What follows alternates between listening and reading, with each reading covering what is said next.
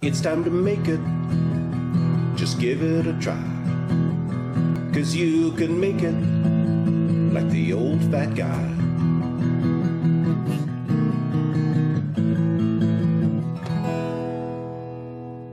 Welcome to this episode of You Can Make It. I'm David Farrell. Today I'm going to make something fun. Now, if you have an air fryer, chances are you use it to heat up frozen French fries or maybe some spring rolls or something out of the freezer section at the store. But you can bake some neat stuff in an air fryer. Today I'm going to make donuts in an air fryer. Now, normally when you make donuts, you deep fry them, but that's messy and not good for you. And baked ones just don't have quite a nice texture. And I find the air fryer is a good compromise between the two and makes a very tasty donut. So let's get into how we're going to be making our air fryer donuts. We want to start off by taking 125 milliliters of milk, and you want to add 1 teaspoon of sugar to the milk. And then I'm going to put this into my microwave and heat it up for about 40 seconds on high. I'm looking for a temperature between 110 and 120 because we're making a yeast dough and yeast rises better with a bit of warmth. So I'm just going to put this in the microwave for 40 seconds. So the milk feels a little warm. You don't want it hot. If it's hot, it will kill the yeast. So we'll just take a little temperature reading on it here. And it's reading 116, which is just perfect. 110 to 120 is what you're looking for, as I said. So you're going to take that and you're going to put it into a mixing bowl. And then you're going to add to it 11 milliliters or 2 1/4 teaspoons of quick rise or fast rise or rapid rise. It's got a bunch of different names. Yeast. Just sprinkle that over the top of it. And we're going to let that sit for 10 minutes for the yeast to feed on the sugar in the milk and to build up into even more yeast and get real bubbly. So I'll see you back in about 10 minutes. So you can see the yeast has formed a foam or a bubbly, frothy surface on it. That's what you're looking for. Just stir that down a bit. See how foamy it is? That's because you've activated the yeast.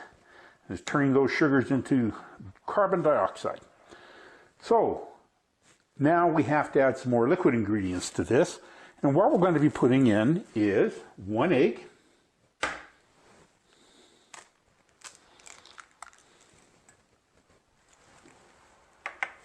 45 milliliters or about 1/4 cup of melted butter. Just get it all out here.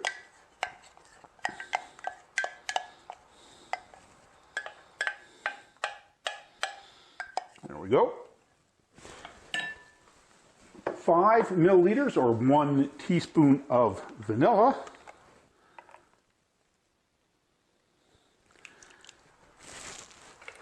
And you want to add just a bit of salt. Most yeast products need a bit of salt to build structure in the dough. So 1 milliliter or 1/4 teaspoon of salt.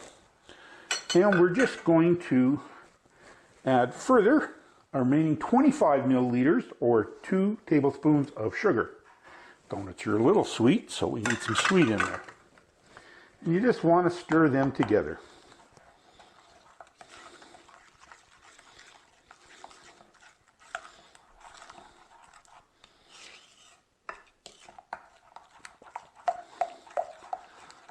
Okay, now that we've got the liquid ingredients together, we're going to add, of course, some flour to make our donuts. And what we're going to be adding is 415 milliliters or 1 3/4 cups of flour. Now, the thing about flour is that it packs down. So if you're measuring it with a measuring cup, make sure you run the flour through a sieve first to make sure that it isn't too packed down and then smooth it off. Or you can just weigh out 254 grams of all-purpose flour and that'll be the same thing. So I'm just going to put all the flour into the liquid ingredients and you're just going to stir until you get a shaggy dough out of it.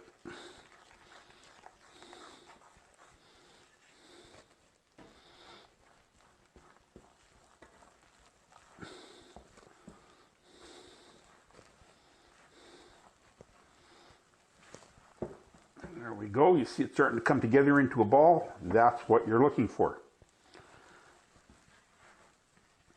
Now at this point the dough needs to be kneaded. I have a stand mixer, so I could put this in a stand mixer with a dough hook and just let it go for 5 minutes, and that would knead the dough. But not everybody has a stand mixer, so today I'm going to do it the old-fashioned way. I'm going to just knead it on the counter. So what you want to do is just spread a little bit of flour on your counter so it doesn't stick. And then you want to turn the dough that you just made out onto that flour. Now, get some on your fingers and just scoop it out. There we go. Just get all the dough out.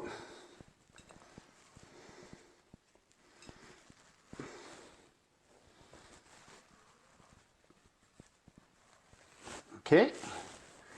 And then what you want to do now is kind of form it into a ball and fold it towards you and press it with your heel of your hands.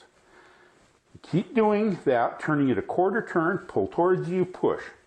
Pull towards you, push. And you want to do that for 5 minutes.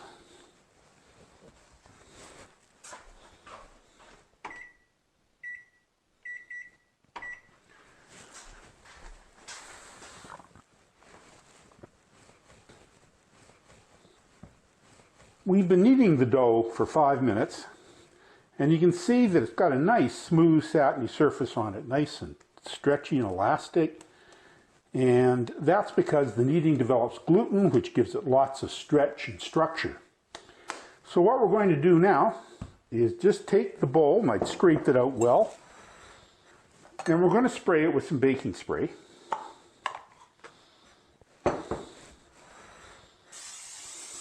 That's just so the ball doesn't stick. Put the ball in and turn it over. And now we're going to cover the ball with a tea towel.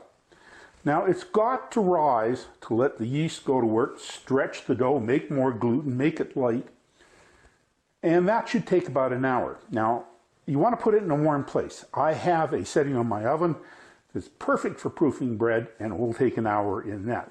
If your kitchen is colder, it could take up to 2 hours if it's colder, because yeast doesn't grow as quickly in a colder temperature. But it'll only be an hour in a warm room, or in this case, my proofing oven. So I'll see you back in about an hour. The donut dough sat in my warming oven for about an hour, and you can see that it's really puffed up. And the way to tell if it's double in volume, which is what you're looking for, is to take 2 fingers and push it into it. And if they stay indented and don't come back up, then it's doubled in size. So what we're going to do with the dough now is called punching it down. You just literally punch your hand into the middle of it. Spread a little dough, a little flour on the counter, and put your dough on the flour. And just knead it a couple times to get any big air bubbles out. There we go. Now, you're going to want to roll it about a ½ inch thick. So I'm just going to get my rolling pin out here and just give it a nice roll till it's about ½ an inch thick. And then we're going to start cutting our donuts. Now, you can buy custom-made donut cutters that you just push down and they do the hole in the donut.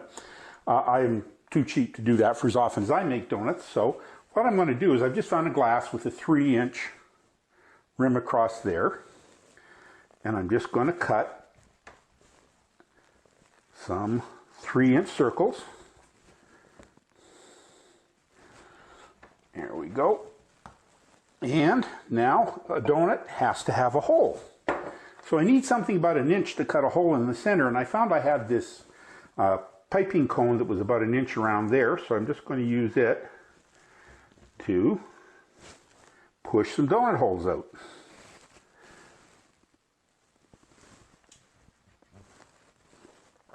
There we go. So there's 3 donuts and 3 donut holes. Now I've sprayed this pan with some baking spray. I'm just going to put my donuts, I didn't quite cut through all the way on that one. There we go. I'm going to put my donuts on the tray with about an inch between them because they're going to rise again.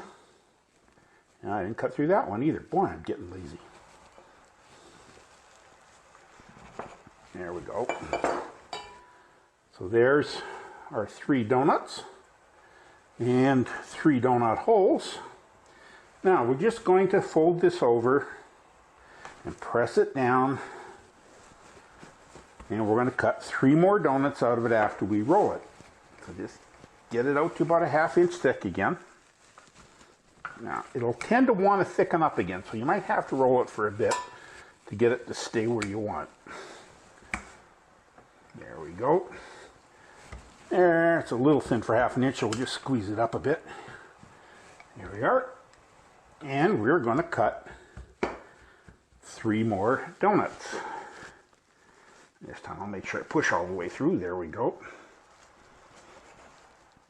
And I might have a little bit of problem getting space there, but we'll make it work. There we go. So there's our 3 donuts and our 3 donut holes.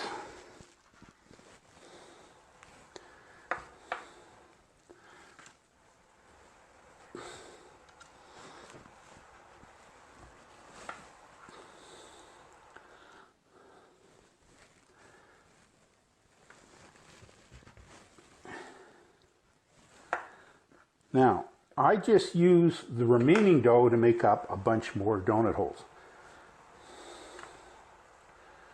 So just break it off into circles and roll them into little balls and make some donut holes. So I've rolled my last 2 donut holes, and now I'm just going to cover this with a tea towel again and put it back into the warming oven or the warm spot in your house and let it rise for 45 minutes to an hour. You're just looking for them to be quite puffed up. So these are just going to go back in my warming oven.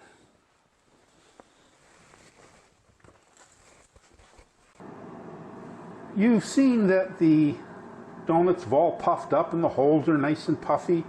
And I've started preheating my air fryer. You want it at 350, but this starts at 400. I just let it go at 400. It's preheated. It's going to drop the temperature when I open it up and that. Now what you want to do is once it's up to temperature, we're just going to take some spray and spray it on the bottom of the basket so it gets some oil on the bottom of the donuts. And then we're going to spray some of the spray over the top of the donuts to get some oil, because that will help them brown and get a nice crust on it. So this should be finished heating up any moment now. It's up to temperature, so we're just going to take the basket out and we're going to spray the bottom of it with some baking spray. Then we're going to carefully put 3 donuts in it so they don't touch, and some donut holes in the space that's left over. So you can see that they're not touching. So now that I've got them in not touching, we want to give it a spray with some baking spray so we get that good crust and color. There we go. So we'll give it 4 minutes at 350 degrees and they should come out perfectly, but if your air fryer is a little different, it might take 5 minutes. So we'll see you in 4 to 5 minutes. Okay, they've had 4 minutes, and oh, look at that, they're a gorgeous color. But I like to give them a check to make sure the dough is over 195 degrees Fahrenheit, because that's when we know they're cooked. These are over 195, so they're cooked. We're just going to take them out. Oh, they look so good. And put them on this. And we're going to continue to cook the donuts in batches until they're all done. So I'll be back with you after they're all cooked. So I cooked all the donuts up, and now we need to put a topping on them. So I'm going to put a cinnamon sugar topping on my donuts. And what I have here is about 40 milliliters or 3 tablespoons of melted butter. And I'm just going to take a donut and brush it with the butter, both sides. And then what I have in this pan, or this casserole, is 75 milliliters or 1/3 cup of sugar and 10 milliliters or 2 teaspoons of cinnamon that I've mixed up together. I'm just going to put the donut in the casserole and coat it. And I'll just do that with all the donuts and all the donut holes. We have here a beautiful plate of fresh made donuts. Of course, the necessary thing now is to taste one of them. So we'll just take this donut here and let's give it a bite. You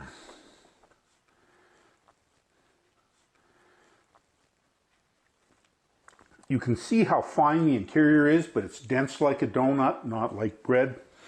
The cinnamon sugar gives it a great sweetness that makes it feel like a really treat. The texture is so much better than just a baked donut, and there isn't the high fat of deep fried donuts. This is a donut you have to try because you can make it. In this episode, David made air fryer donuts.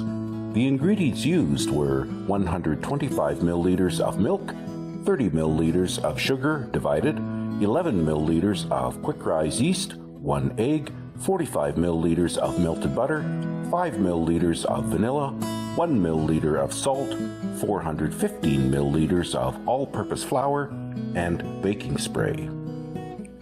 For the cinnamon sugar topping, the ingredients are 40 milliliters of melted butter, 75 milliliters of sugar, and 10 milliliters of cinnamon. For the complete recipe, visit David's blog at oldfatguy.ca. Remember, you can make it.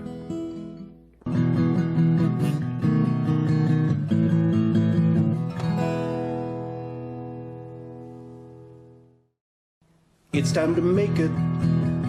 Just give it a try. 'Cause you can make it like the old fat guy.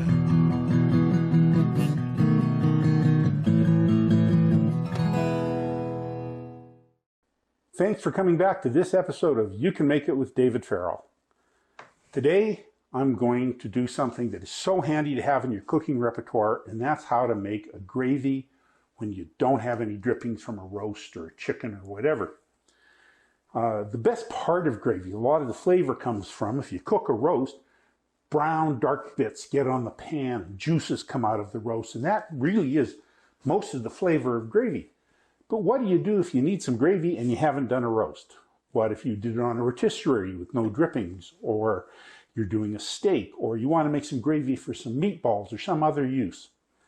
You have to be able to make a gravy without drippings. Now, I find that the packaged stuff and the canned gravies and that just don't have a lot of flavor. So what I do is I make my own gravy, but to give it some flavor, I add quite a bit of onion, and I make an onion gravy. And it gives a really rich, flavorful gravy without having to have any drippings. So let's get right into making some onion gravy. What I have here is half of a large onion, and I've peeled it, taken the root end off and the stem end off, and lengthwise, and now I'm just going to cut it into strips lengthwise.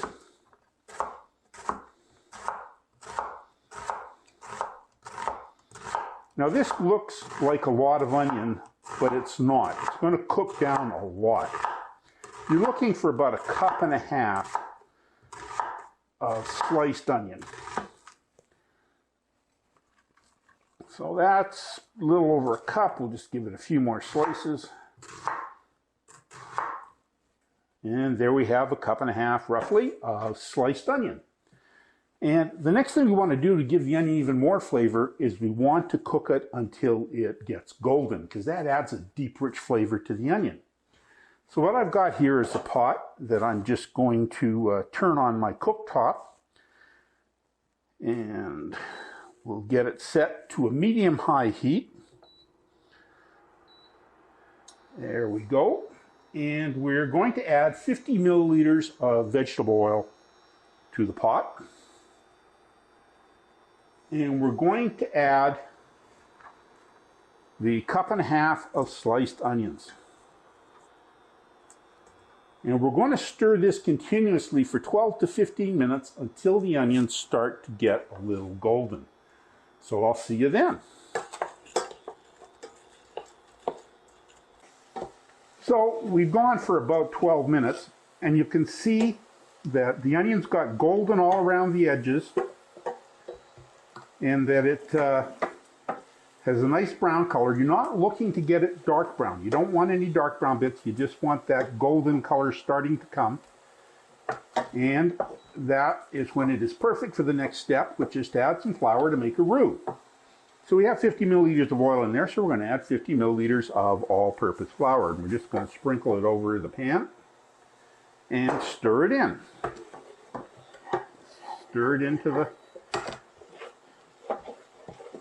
just like that, so it coats all the onions. There we go. And when you've got that done, you're going to add 500 milliliters or 2 cups of beef stock. Now, just pour it in slowly.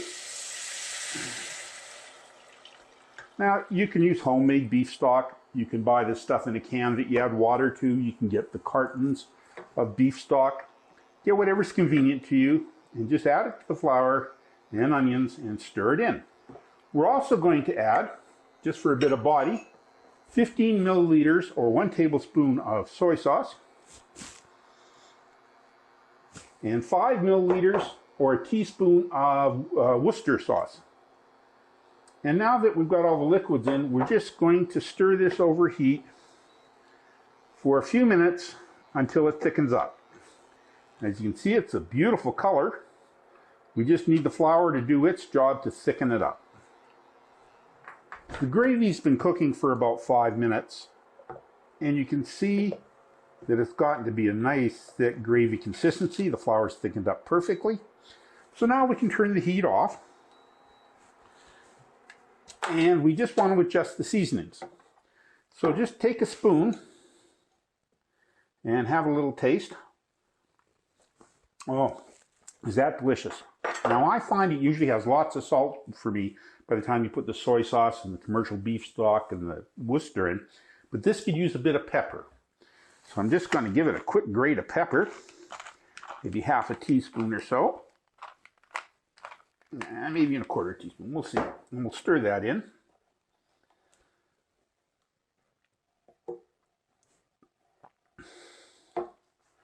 And we'll get a clean spoon and give it another taste.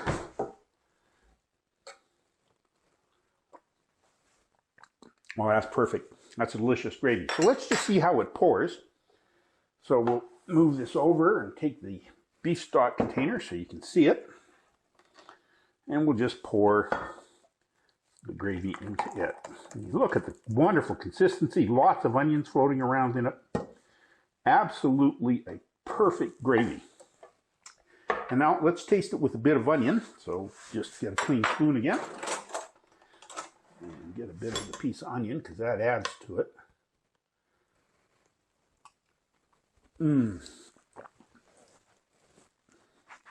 It is such a rich flavor, nobody will know that you didn't actually cook a big expensive roast.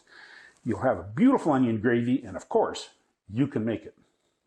In this episode, David made onion gravy.